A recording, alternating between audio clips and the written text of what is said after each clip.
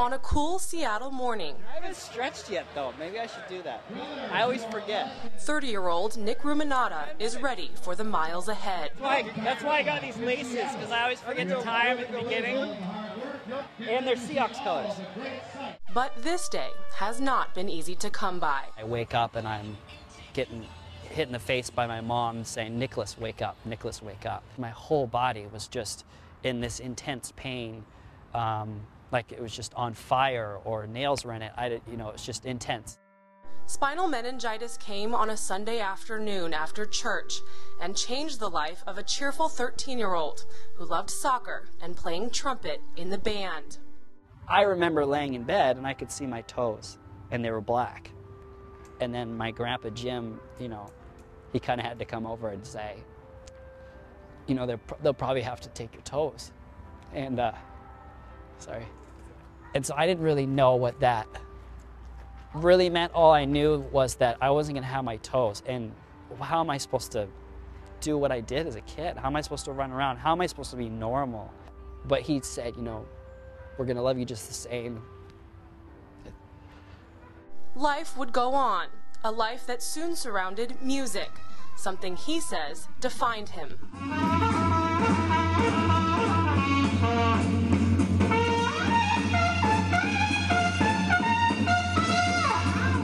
If I met you on the street, you would know me as Nick the musician. But suddenly that was gone too. Another rare neurological condition called focal dystonia meant he could no longer play. God, it's so frustrating. And that day I probably lost it just as bad as I lost it when I was told I was getting my leg amputated. A week after I found out I had focal dystonia, I got a letter from CAF saying that I was being granted this running leg.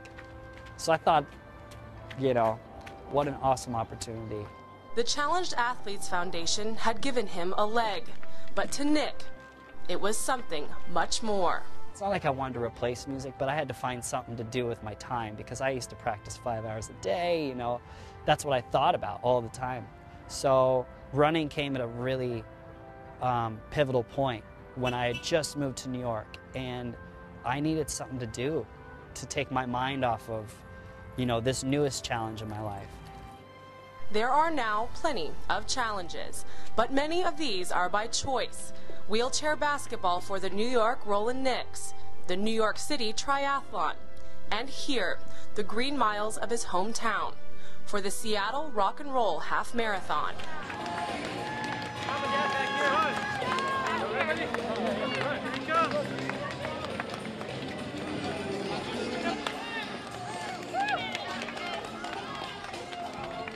And the leg stayed on, so we're golden.